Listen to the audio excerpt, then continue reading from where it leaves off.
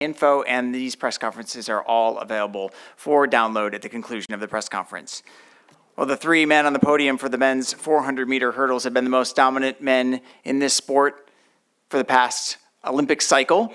It's the three men, just a different version of musical chairs every time we do this. So let's bring up our medalist, the bronze medalist, his second consecutive bronze medal from Brazil with a time of 47.26, Alison DOS SANTOS. The silver medalist, he was the gold medalist at the 2020 Games in Tokyo with a time of 47.06, Karsten WARHOLM. And the gold medalist, upgrading his silver from Tokyo to gold with a season's best time of 46.46, the fastest time in the world this year, from the United States of America, winning their 20th gold. Rai, did you ever gather up the bib that you tore off on the track, or do you hate bibs so much that you're going to leave behind the one that you were wearing when you won an Olympic gold medal? Yeah, I did that on purpose. We need to get rid of the bibs, to be honest. It's so stupid.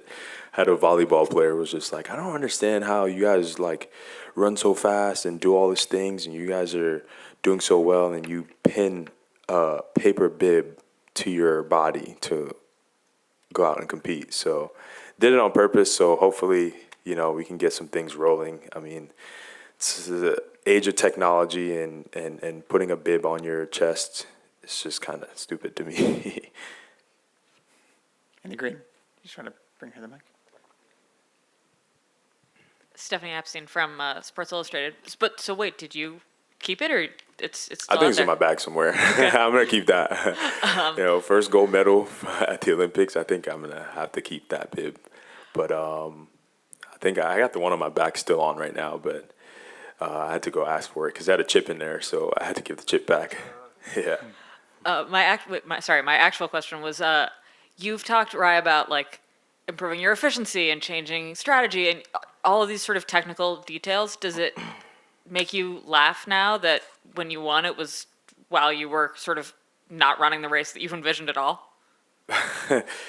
Yeah, I mean, that's what happens at championships. I mean, sometimes you gotta be very, very prepared, especially with these two guys right here. It's like, you can't have a bad day. I mean, if you have a bad day, you're gonna get punished. So, I mean, I told myself, like, you know, just go out and run your own race and see what happens. And before I went out, and like I told my coaches, like, I've already made peace with what's going to happen out there today. So I'm just going to go out and just have fun and see what happens. And, you know, thankfully I got it done today.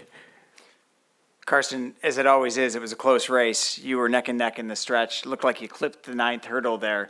Can you talk about those final 50 meters? Yeah, so I felt for the first 8 hurdles it felt good, but then coming off the bend, it's I could feel a little bit of lactic, and I had a far stretch to the 9th hurdle, and then it throws you off. And these are the type of mistakes you can afford at this level, and of course you will be punished hard, and that's how it is in this sport and at this level. So yeah. Steve.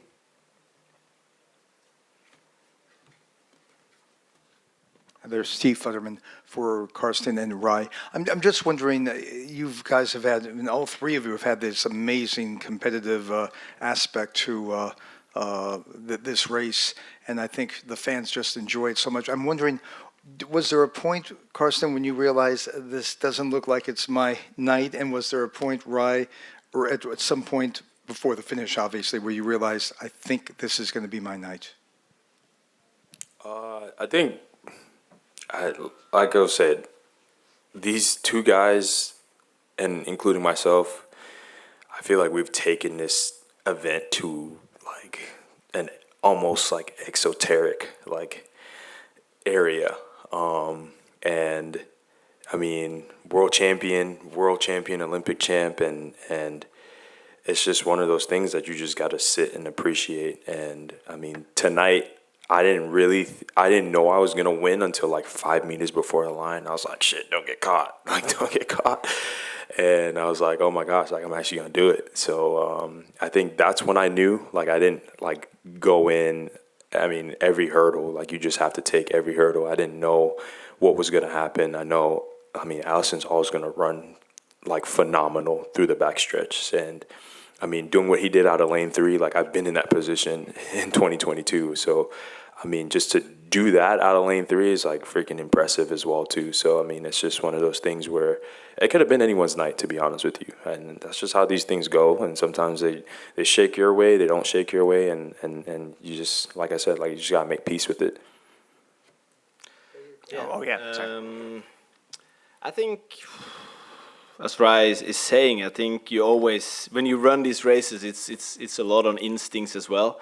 It's not like you're going through the race and doing big reflections and thinking all the deep thoughts. It's more like you're just running for your life all the time. But of course you get a sense of that this is not your night when you're missing the 9th hurdle, as I said, because you can't afford those things. And I got punished hard. So of course I had a little idea there, and I could see Rai leaving me behind. So that's kind of when I knew. But at the same time, I had to run because I wanted a medal as well. So you gotta fight it. And I know also Alison was coming there. So it's always a fight until the end. Alison, could you comment on lining up with these two race after race and the rivalry you've had and the success the three of you have shared over the last few years? Yeah, of course. First of all, like, bonsoir. Just good night, everyone. And as Ryan was saying, we are doing like great things. So being able to be part of it, just be able to share this moment, just be able to like see the same podium, like the same guys, the podium again from Tokyo in Paris, and know like that we're gonna be fighting to be in LA is amazing. And the time that we're doing is incredible, and we know like need to be your day to get the gold, and like kind of just be share a little bit, not be just be your day, because we are in like such level. Is the competition is amazing, you know, like you just enjoy the moment. You can just like watch and see what you can produce, and I'm really, really happy about the games. I'm really, really happy to share the track with everyone. I'm really happy to be able to perform, to show that like I'm in a good shape, that like I was able to get a bronze in this era of 400-meter hurdles, because it's amazing, you know, it's the best era of ever. So for me, tonight was my night. I'm happy with the bronze. Of course, I want more. I'm hungry. I want the silver. I want the gold. But tonight was really good. I'm proud of myself, and of course of the guys as well. We're going to do two more because, as everybody said, it's late. I got a question for Rai. How do you explain all this great performance by American athletes, especially in these Olympics? Because the gap between US and other nations in these Olympics is more important in athleticism than it was in Rio and it was in London. So how do you explain this? I think for us is more of it's a team atmosphere when we get here.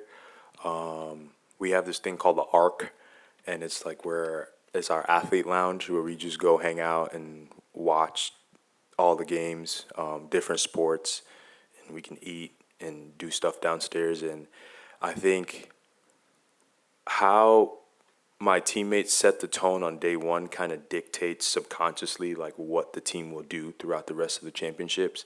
And just meeting other people from other sports and cheering them on as well, and seeing them do well and seeing them win is very infectious. And when you're down there and you're mingling with everyone and you're cheering everyone on, like you kind of get the sense like, okay, the ball's rolling here, like everyone's doing it, like, you know, the mixed relay got it going. And I think that was just kind of the catalyst for our whole entire team. And I mean, it's just been a subconscious like thing for us where, you know, we want to come out and perform well, and you know, winning medals is like it's pretty big for us in America, and then we go home and then no one like remembers. So yeah. For Karsten, what do you think about the bib? Say no. Say I don't like it. I'm gonna be gracious in defeat and support Rai there. No, but it's like I've said this before. It's I have my own indoor meet and I sell out my bib for money. So I've been going down that road myself. Honestly, I haven't put that much thought into it. But I can agree that there are other ways to probably solve it. I haven't really thought that much about it, but I wouldn't be sad if they dropped it. No, I wouldn't. So, you know, he can have his will there if he wants to. So I'm not gonna make a big point of it because it doesn't bother me too much any other way. This is my whole issue. It's like performance. Like these shoe companies go out and they spend all this money on research and development and make all these aerodynamic uniforms, and then you just put a paper bib on it. Like, we might as well just run in a t-shirt at that point. Like, why are you spending money on creating new materials and having stuff be aerodynamic if you're just going to slap a paper bib in the front of it? Like, it just creates a whole lot of drag. So If you come run at my indoor meet, you can run without the bib. all right, bet. take on the number leg. Yeah. Because I don't want to end on a bib question, I'm going to let him ask one more question, as long as it's not about bibs.